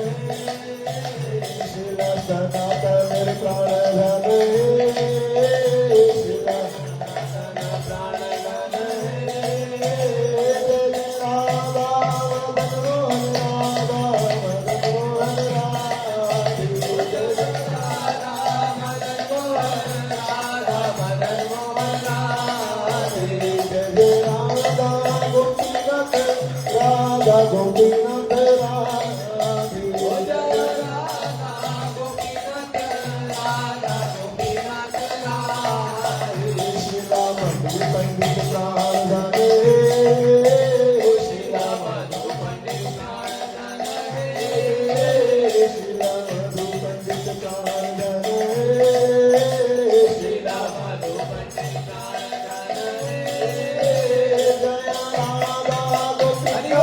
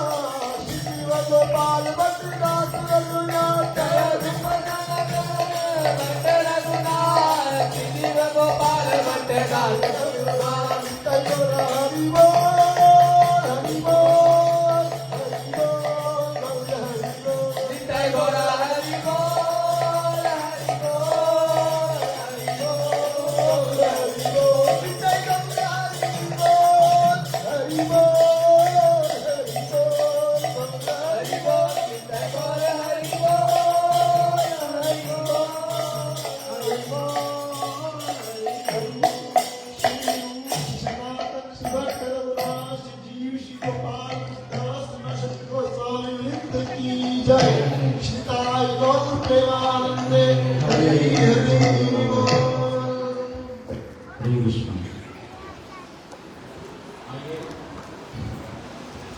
अभी हम जगन्नाथ जी की कथा को सुन बस 5 और 10 मिनट में। उसके बाद हमारे श्री कुंज बिहारी गौड़िया मठ के बच्चे आप सबके सामने श्लोकों को सुनाएंगे और कुछ नृत्य कला को भी दिखाएंगे। हर रविवार को यहाँ बच्चों की गीता पाठशाला क्लास होती है, वो सारे गीता पाठशाला के बच्चे यहाँ पर कुछ आपको कार्यक्रम करके दिखाएंगे। उससे पहले हम भगवान जगन्नाथ जी की कथा को थोड़ा सा सुन लेते हैं। हम लोगों ने जगन्नाथ जी की बहुत सी कथाओं को 6 दिनों में सुना और ये कथा का अंत नहीं है, इसके अंदर बहुत से रहस्य हैं। जगन्नाथ जी का ये कलेवर क्यों हुआ, इसका रहस्य भी हम सुन चुके। 2 रथ यात्रा क्यों हो रही है, थोड़ा थोड़ा उसका भी सुना। जैसे आज सुबह सभी भक्त लोगों ने उत्साह के साथ भगवान जगन्नाथ जी की शोभा यात्रा को किया। हमने ये भी सुन लिया कि रथ कैसे होते हैं, 3 बड़े बड़े, पहले रथ में बलराम जी, दूसरे में सुभद्रा जी, फिर जगन्नाथ जी। ऐसा ही क्यों होता है ये भी सुन लिया कि पहले एक भक्त के जीवन में गुरु जी आते हैं अर्थात बलदेव जी, फिर सुभद्रा जी आती हैं अर्थात भक्ति देवी, और तब जाकर भगवान की प्राप्ति होती है जगन्नाथ। लेकिन ये रथ यात्रा हो क्यों रही है, ये उत्सव का हृदय की भावना क्या है? क्या केवल ये फॉर्मेलिटी है, एक मंदिर से दूसरे मंदिर में लेके जाना? उस रहस्य को भी महाप्रभु ने हम सबके सामने प्रकट किया। महाप्रभु के विषय में हमने सुना, जब रथ चल पड़े 7 मंडलियां बना दी, 4 आगे, 1 दाएं, 1 बाएं और 1 पीछे मंडली है। हर मंडली में बहुत सारे गाने वाले हैं, कीर्तन करने वाले, मृदंग बजाने वाले बहुत सारे हैं और नृत्य करने वाले भी। और महाप्रभु एक समय में 7 मंडलियों में नृत्य कर रहे हैं, लेकिन इसको 2-4 भक्त ही दर्शन कर पाए। महाप्रभु इतना जोर जोर से नृत्य कीर्तन कर रहे हैं और जब बीच बीच में क्या हो रहा है, रथ रुक जाता है। क्यों? तो उसके लिए बताया, महाप्रभु जब रथ के पीछे चले जाते तो जगन्नाथ जी से सहन नहीं होता। महाप्रभु कहां गए? और उनकी प्रतीक्षा के लिए रुक जाते कि जब आगे आएंगे तब मैं चलूंगा। और महाप्रभु का भावना क्या है? राधा जी की भावना में डूबे हुए हैं। और कृष्ण को एक रथ एक जगह से दूसरी जगह लेके जा रहे हैं। वो हमने सुना था, श्री जगन्नाथपुरी का मंदिर क्या है? द्वारिका। और गुंडीचा मंदिर जहां लेके जा रहे हैं वो है वृंदावन धाम। द्वारिका से कहां लेके जा रहे हैं कृष्ण को? वृंदावन धाम। कौन? राधा जी और उनकी गोपियां। ये इसके पीछे का रहस्य है। और ये वाली कथा कहां आती है? भागवत जी में। जब कृष्ण वृंदावन से चले गए, मथुरा में रहे, फिर मथुरा से चले गए द्वारिका, ऐसे बहुत सारे वर्ष हो गए और लौट के आई नहीं वृंदावन। कह के तो क्या गए थे, आज जाऊंगा, कल कंस को मारूंगा, परसों लौट कर आ जाऊंगा। लेकिन वो परसों बरसों में बीत गया, कृष्ण लौट कर आए नहीं। इधर सूर्य ग्रहण लगा, पूर्ण रूप में सूर्य ग्रहण था और कृष्ण अपने सारे द्वारिका वासियों के साथ आए कुरुक्षेत्र में। सूर्य ग्रहण के समय ब्रह्म सरोवर में स्नान करना चाहिए, ये नियम है। तो कृष्ण ने निमंत्रण नहीं दिया नंद बाबा को कि इतने पास में हम आ रहे हैं, आप भी आ जाएं, क्योंकि उनको पता था नंद बाबा को अपने आप पता चल जाएगा और वो रुक नहीं पाएंगे, वो अवश्य ही मेरे पास जरूर आएंगे। इधर नंद बाबा को जब ये खबर मिली कि कन्हैया कहां आ गया है? कुरुक्षेत्र में, वृंदावन के निकट ही है, तो अपने आप को रोक नहीं पाए और सबको कह दिया हम सब कहां जाएंगे? कुरुक्षेत्र। उद्देश्य क्या है? सूर्य ग्रहण नहीं, समझने वाला। उद्देश्य क्या है? कन्हैया का दर्शन, कन्हैया से मिलना है। हमने वीर्य की भावना को समझ लिया, सुना था, आज समय नहीं है उसमें नहीं जाएंगे। कैसे वीर्य में डूबे हुए थे ब्रजवासी, कोई कुछ खाता नहीं है जब से कृष्ण गए हैं। गायों ने दूध देना बंद कर दिया था, चूल्हों पर मकड़ी के जाले लग गए थे। आज क्या कर रहे हैं, वो जालों को हटा रहे हैं। क्या करना है, अच्छे अच्छे पकवान बनाने हैं, अपने लिए नहीं, रास्ते के लिए नहीं पैक करना है कि ये रखना है मेरे को, नहीं। किस लिए कि ये चीजें, ये वस्तुएं कन्हैया को अच्छी लगती थी, उसको जाकर हम वहां पे खिलाएंगे। गोपियों ने अच्छा अच्छा श्रृंगार कर लिया, जो मैले कुचैले कपड़े पहनती थी पहले, रो रो के कपड़े भीग गए थे, वस्त्रों को चेंज कर लिया, सारे बैलगाड़ी में बैठ गए और कहां चल पड़े, कुरुक्षेत्र की ओर। इधर कृष्ण से अब सूर्य ग्रहण लगा है तो सारे राजा महाराजा वहां पर आ गए हैं, बड़े बड़े टेंट तंबू लगे हुए हैं, और कृष्ण के जो शिविर है उसमें वसुदेव जी, देवकी जी, और उधर से कुंती जी आ गई अपने बालकों को लेकर, 5 पांडवों को। कुंती जी आते ही वसुदेव जी के गले लग गई, भाई बहन है दोनों, और क्या कह रही हैं कि हे वसुदेव, आप तो हमारी खबर ही नहीं लेते, हमारे को कितने कष्ट आए जीवन में। भीम को विष भरा लड्डू खिला दिया दुर्योधन ने, हमारे घर को जला दिया, हमारे को वन में भेज दिया, कितना कुछ नहीं हुआ, और आप एक बार भी हमारे पास नहीं आए। इधर वसुदेव जी ने कहा, बहन मैं क्या करता, कंस ने मुझे कारागार में बंद कर रखा था, देवकी को भी, इच्छा तो बहुत थी, चाहकर भी आ नहीं सकते थे। ऐसे अपने हृदय की बात कर रहे हैं और दोनों रोने लग गए। और ये जब आपस में सब बात कर रहे हैं, उसी समय दौड़े दौड़े कुछ लोग आए और कृष्ण और बलराम को कहने लगे कि आपके नंद बाबा हैं, आपकी यशोदा मैया ही है, आपके सारे ब्रजवासी यहाँ पर आ गए हैं। ये सुनते ही कृष्ण और बलराम से रुका नहीं गया, दौड़ लगाकर भागे, और क्या देखा, नंद बाबा और यशोदा मैया आ गए हैं। उधर नंद बाबा और यशोदा मैया ने कृष्ण और बलराम को देखा, इतने वर्षों से दर्शन नहीं हो रहा था, उनकी विरह में सब कुछ भूल गए थे। मनरो लागे न सखी मेरो, श्याम बिना घन श्याम बिना। वो कृष्ण बलराम दौड़कर नंद बाबा यशोदा मैया की गोद में बैठ गए, कृष्ण यशोदा की गोद में और बलदेव जी बाबा की गोद में। बताया इतने वर्ष हो गए, इतने बड़े होकर के गोद में बैठे, नहीं, कृष्ण की आयु बढ़ती नहीं 16 वर्ष से ऊपर। इधर राधा रानी और उनकी गोपियों की भी आयु बढ़ती नहीं 16 से ऊपर। ये उनकी दिव्यता है भगवान और उनके भक्तों की। तो जैसी गोद में बैठे, उधर यशोदा जी के झरझर आंसू बहने लगे, स्तनों से दूध झरने लगा। स्वतः ही क्यों, कृष्ण से प्रेम इतना है।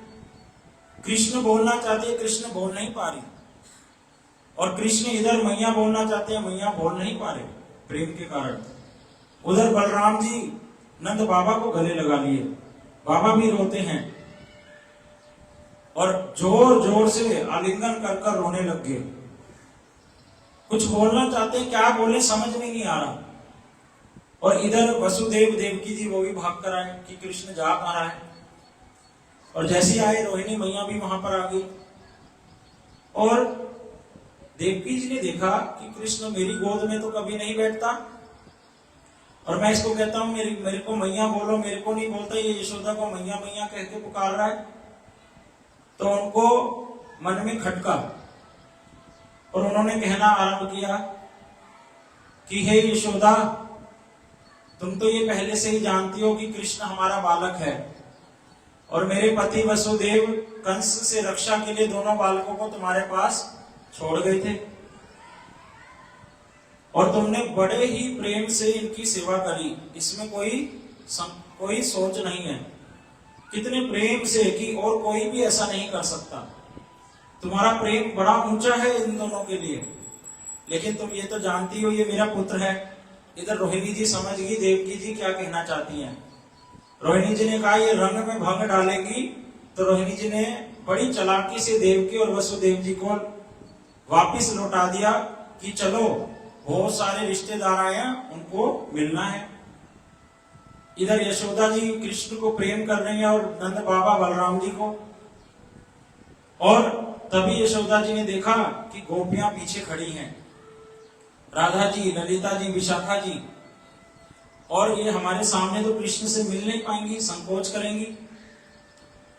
तो यशोदा जी ने इशारे में बाबा और बलराम जी को बता दिया कि हमें यहां से चले जाना चाहिए। और फिर कृष्ण अपनी जो प्राण प्रियतमा है, श्री जगन्नाथ, बलदेव, सुभद्रा, सुदर्शन चक्र, जो कि जिनसे मिलने के लिए इतने वर्ष से तड़फ रहे थे, और जो गोपियां इधर तड़फ रही थी, बस मरने ही वाली थी, हमने सुना था इस कथा को, उनमें आज प्राणों का संचार हुआ, मानो प्राण द्वारा आ गए। और रहा नहीं जा रहा, श्याम सुंदर को देखते ही इच्छा होती है गले लगाने, लेकिन गुरुजन सामने है, नहीं कर पाए। तब कृष्ण ने एक लीला करी कि मेरे को बुखार हो गया, मैं किसी से मिलना नहीं चाहता, और एक छुप कर स्थान पर गोपियों को बुलाया कि तुम यहां आओ और हम मिलेंगे आपस में। तब वहां जो वार्तालाप हुआ वो रहस्य है जगन्नाथ रथ यात्रा का। क्या हुआ? गोपियों ने कहा कि आप भी वही श्याम सुंदर हो और हम भी वही गोपियां हैं। आप भी वही श्याम सुंदर हो, हम भी वही गोपियां हैं। देखो, रास लीला करने के लिए जैसे गुरुजी बताते हैं नींबू पानी बनाने के लिए उसके लिए सामान चाहिए होता है ना, नींबू पानी, मीठा और काला नमक, बर्फ चाहिए होगी ठंडा पानी के लिए, है? कईयों के मुंह में पानी आ गया, करे गर्मी बहुत हो रही थी। तो इंग्रेडिएंट्स चाहिए होते हैं। तो रास लीला के लिए भी सामग्री चाहिए होती है, ऐसे नहीं रास लीला कोई भी कर देगा, क्या हो जाएगा। उसके लिए बताया नायक चाहिए, हीरो, नायिका, हीरोइन, शास्त्रीय भाषा में बोलते हैं नायक नायिका। नायक कौन है? कृष्ण, केवल कृष्ण, और कोई नहीं हो सकता। राम जी नहीं करते, नरसिंह भगवान ने करी रासलीला, नहीं, कृष्ण करते हैं। और नायिका मतलब गोपियां और राधा रानी, और उसमें भी विशेष वृंदावन स्थान होना चाहिए। हर जगह रासलीला नहीं होगी, वृंदावन है तो रास लीला होगी, वरना नहीं। तो ये दो चार सामग्री बड़ी आवश्यक है रास लीला करने के लिए। उसी बात को गोपियों ने कहा, वही श्याम सुंदर है आप, वही गोपियां हैं हम, लेकिन यहां वृंदावन नहीं है।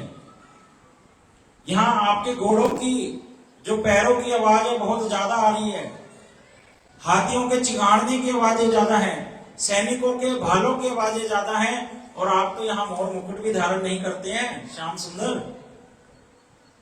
वृंदावन एक ऐसा स्थान है जहां कृष्ण की सेवा के लिए सारी सामग्रियां गोपियों को मिल जाती हैं। क्या? मोर पंख मिल जाता है, वनमाला मिल जाती है, और ऐसी बहुत सी सामग्रियां जो कृष्ण की सेवा में यूज होती हैं। लेकिन यहां कुरुक्षेत्र में वो सारी वस्तुएं नहीं है। तो हम आपसे प्रार्थना करती हैं, इस बात को सुनकर कृष्ण कहते हैं, भाई हम तो सब जगह हैं। मैं आज तुम्हें एक ऐसी की बताता हूं बात, मैं क्या हूं? भगवान। और भगवान होकर मैं क्या हूं? सबके हृदय में बैठा हुआ परमात्मा रूप में। तो मैं तो तुमसे दूर नहीं हूं, तुम क्यों इतना विरह करती हो? तो गोपियां जोर जोर से हंसने लगती है कि आप कहते हो आप भगवान हो, काहे के भगवान? हमने तो सुना है आपसे नंद बाबा की पादुका भी नहीं उठती थी, हैं? और आप चोरी करते थे घर घर। इतना ही नहीं, आपने क्या करा? हमारे हृदय की भी चोरी कर ली। लेकिन भगवान की गोपियों के सामने चल नहीं सकती। इधर कृष्ण हार गए। बहुत बहुत लंबा प्रसंग है, छोटे में बता रहा हूं। तब गोपियों ने क्या कहा? राधा रानी ने, अन्य मन मन मोर मन वृंदावन। क्या कह रहे हैं कि दूसरों का मन तो मन है, लेकिन मेरा मन क्या है? वृंदावन। ये जो वृंदावन है राधा रानी का मन है, हृदय है, हम वहां पर जाके दर्शन करते हैं। कह रहे आप श्याम सुंदर, यहां तो हम आपकी सेवा नहीं कर पाएंगे क्योंकि वृंदावन नहीं है। आप क्या करो? मेरे मन रूपी रथ पर बैठकर वृंदावन चलो। ये रथ यात्रा का रहस्य है। महाप्रभु और महाप्रभु से जुड़े भक्त कृष्ण को द्वारिका से कहां लेके जाते हैं? वृंदावन। कृष्ण का जो सुख है ना 100%, वो उनको कहां मिलता है? वृंदावन में, वो भी गोपियों के साथ, वो भी विशेषकर राधा रानी के साथ। उसी भावना को लेकर महाप्रभु ये रथ यात्रा करते हैं और कोई उसका अलग क्या है? उद्देश्य नहीं है। ये हमारे गौड़ीय वैष्णवों की संपत्ति है, महाप्रभु ने दिया। वो राधा रानी और गोपियां कह रही हैं, हे श्याम सुंदर, आप हमारे मन रूपी रथ में बैठकर इस कुरुक्षेत्र से कहां चलो? वृंदावन की। मन चल वृंदावन की ओर। इस प्रकार से ये रहस्य है। कथाएं बहुत हैं, बड़ा आनंद हुआ गुरु वैष्णव की कृपा से। इस पुरुषोत्तम महीने में हम सबको सौभाग्य मिला कथा कहने का, कथा सुनने का, षड गोस्वामियों के विषय में, जगन्नाथ जी के विषय में। अब अगली बार जब आएंगे, अगर समय रहा और जीवित रहे तो क्या होगा, ऐसे ही अन्य अन्य कथाओं को हम श्रवण करेंगे। विशेषकर मेरी इच्छा है, जो हम पंच तत्वों का नाम लेते हैं, श्री कृष्ण चैतन्य प्रभु नित्यानंद, श्री अद्वैत गदाधर शिवासादि गौर भक्तवृंद, ऐसी ही एक भागवत कथा रखेंगे। उसमें इन 5 तत्वों, महाप्रभु कौन है, गदाधर जी कौन है, अद्वैत आचार्य जी कौन है, इन सब के विषय में हम सुनेंगे। तो मैं आप सबका बहुत धन्यवाद करता हूं कि आप अपना कीमती समय लेकर आते थे यहाँ पर। समय से बहुत सारी माताएं हमारी आती थी और बहुत से भक्तों ने देखो डेली यहाँ प्रसाद की व्यवस्था करी। और हमारे भक्त लोग भी कैसे हैं कि अपना नाम भी अनाउंस नहीं करवाना चाहते। मैंने प्रधान जी से पूछा कि हम उनका नाम अनाउंस कर दें, तो कहते नहीं, भक्त लोग कहते हैं गुरु जी से सुना हुआ है कि अपना नाम अनाउंस कर दो तो सारी सेवा का फल ही चला जाता है। लेकिन कभी कभी इच्छा भी होती है कि और भक्तों को उत्साह देने के लिए उनका नाम भी लिया जाए। तो नित्य प्रति जो यहाँ प्रसाद सेवा हुई, किसी ना किसी हमारे भक्त परिवार या किसी भक्त ने, सबने मिलकर क्या करा, यहाँ पर आयोजन किया कि ताकि किसी भी भक्त को कोई चिंता ना हो। और आज भी जो भंडारा है, देखो हमारे बहुत पुराने भक्त हैं, नाम नहीं लूंगा मैं उनका, है, उन्होंने सोचा सबके लिए अच्छे से व्यवस्था होनी चाहिए, इतने भक्त आते हैं। और आज वैसे भी पुरुषोत्तम महीने का अंतिम दिवस है, उसमें भी भागवत कथा का विश्राम दिवस है, तो सारे भक्त लोग अच्छे से प्रसाद को ग्रहण करें। उन्होंने सबके लिए यहाँ पर भंडारे की व्यवस्था करी। हम इन सभी भक्तों के लिए जोरदार तालियां बजाते हैं और भगवान और गुरु वैष्णवों से प्रार्थना करते हैं इसी प्रकार से ये भक्तों की और गुरु जी की और भगवान की सेवा में आगे बढ़ते रहें। मैंने पहले भी कहा था, जो जो भक्तों की इच्छा होती है यहाँ पर प्रसाद की व्यवस्था करा सकते हैं। उत्सव अपने नाम ले सकते हैं कि ये उत्सव मेरे नाम है, हर साल मैं ये उत्सव मैं ही करूंगा। ऐसे क्या होता है, भक्तों में सेवा की भावना बढ़ती है। तो मैं आप सबका, विशेषकर गुरु जी का, जगन्नाथ बलदेव सुभद्रा जी का आशीर्वाद चाहता हूं कि वे हम सब पर कृपा करें और हम भगवान की सेवा में आगे बढ़ें, संसार बंधन हमारा छूटे और महाप्रभु हमें अपना ले। गौर प्रेमानंदे। अभी हम हमारी गीता पाठशाला के बच्चों को बुला लेते हैं। पहले वो कहाँ है दीदी, नेहा दीदी, उनको बुला लो। विशेष सूचना है, जुलाई के महीने में गुरु पूर्णिमा का उत्सव आएगा। तो हमारे गुरुजी अंबाला मठ में 30 और 31 तारीख को यहाँ पर आएंगे। बड़ा उत्सव यहाँ पे रहेगा, आप सब जरूर पधारें सपरिवार। मैंने पहले से ही निमंत्रण दे दिया है, ये नहीं बोलना कि बुलावा आएगा तो तब जाएंगे, आज ही निमंत्रण दे दिया है। तो वो डेट लिख लो पहले से ही, 30 और 31 जुलाई को कहीं जाना नहीं, यहीं पे आपके लिए सारी व्यवस्था है। और फिर सितंबर महीने में भी भागवत कथा का आयोजन होएगा, उसके लिए आपको सूचना दे दी जाएगी। और नवंबर के महीने में कार्तिक मास जब खत्म हो जाएगा, विश्राम हो जाएगा, 24 नवंबर को खत्म हो रहा है आपकी बार, तो 26 नवंबर को हम एक, हमारे गुरुजी सभी भक्तों को अयोध्या धाम लेके जा रहे हैं। 26 तारीख को अयोध्या धाम जाएंगे और 30 तारीख को वापस घर लौटकर आ जाएंगे। अयोध्या और काशी, वाराणसी में जाएंगे। सभी भक्तों से आपसे निवेदन है, यहाँ से भी हम अंबाला के भक्तों को सुखपूर्वक कैसे आसानी से जा सकते हैं, भक्त लोग यहाँ व्यवस्था कर रहे हैं, उसके लिए मैसेज आ जाएगा। तो आप पहले से ही मन बना लीजिए और रजिस्ट्रेशन करवा लेना। कुछ बस इस मंथ एंड तक हम फाइनल कर देंगे और आप सबको मैसेज आ जाएगा। आप सब इस धाम यात्रा में जरूर आइए, क्योंकि गुरु जी के साथ ऐसा मौका द्वारा नहीं मिलेगा। कहे नहीं दीदी, मैं सूचना ही बोलता जाऊंगा ऐसे। कहाँ हो, मैं बुला रहा हूं। कहाँ है बच्चे? श्लोक बोलेंगे पहले या क्या है? श्लोक बुलवा दो पहले श्लोक बुलवा।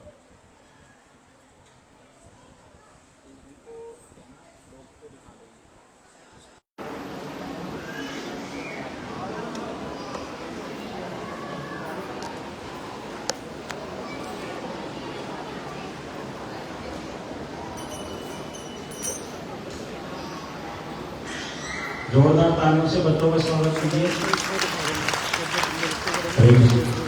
आ जाओ सारे बच्चे, आ जाओ, श्लोक दो सुनाएंगे। आ जाओ।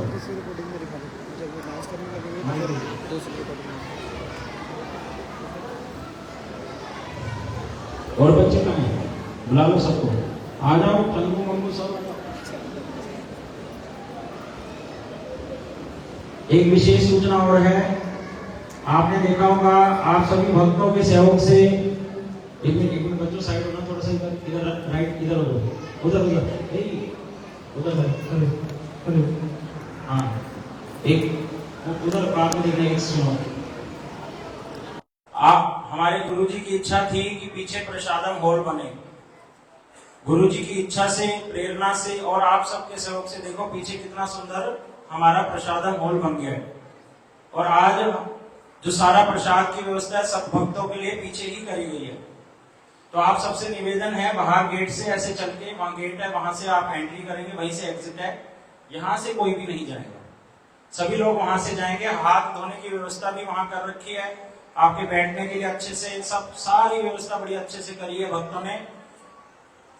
तो कोई भी भक्त यहां से ना जाए, वहीं से सारे जाएंगे, ठीक है? चलो बच्चे इधर आ जाओ, इधर इधर उधर आप इशारा कर दो,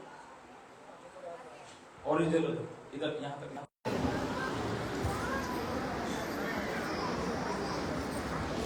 अरे वहां बच्चे रह गए, तो छोटे बच्चे आगे आ जाओ, बड़े बच्चों के आगे आ जाओ। एक माइक छोटे बच्चों में दे दो, दो बड़ों में दे दो।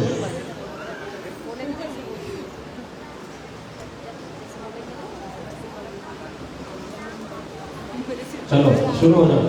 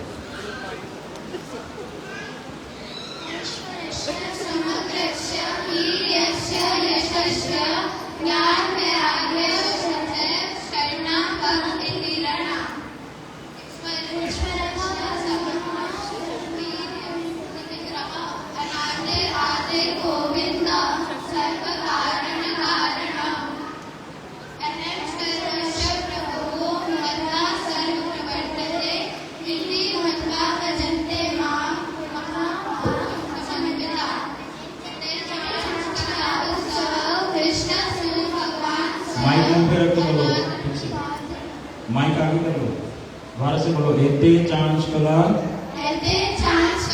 उत्सव कृष्ण भगवान स्वयं इन्द्राणी व्याकुलं लोकं क्रीडयन्ति युगे युगे। क्षेत्रे संवेदायोत्सवा मामुका पाण्डवाश्चैव किं कुर्वत सञ्जया। पार्थजन्य ऋषिकेशो देवदत्तं धनञ्जय। पौण्ड्रं दद्महासङ्गं भीमकर्मा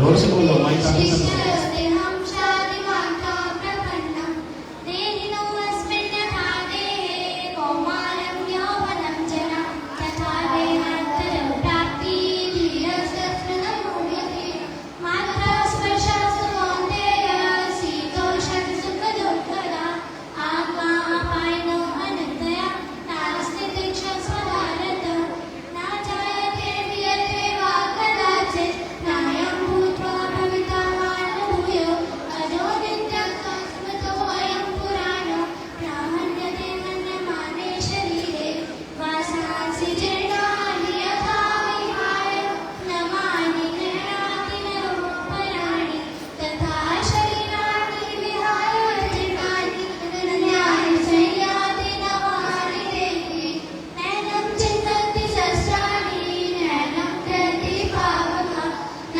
चैनं खेदन्त्यापो नाशुष्यति मारुतः सुखदुःखे समे कृत्वा लाभालाभो जयाजयो ततो युधाय युध्यस्व नैवं पापप्राप्स्यसि। हो गया? चलो बहुत बढ़िया। इन बच्चों को बहुत सारे श्लोक आते हैं। चलो नृत्य कला दिखाओ, क्या क्या किया आप लोगों ने?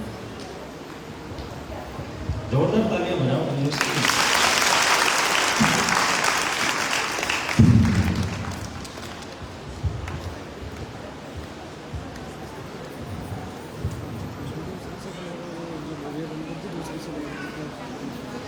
Finish what?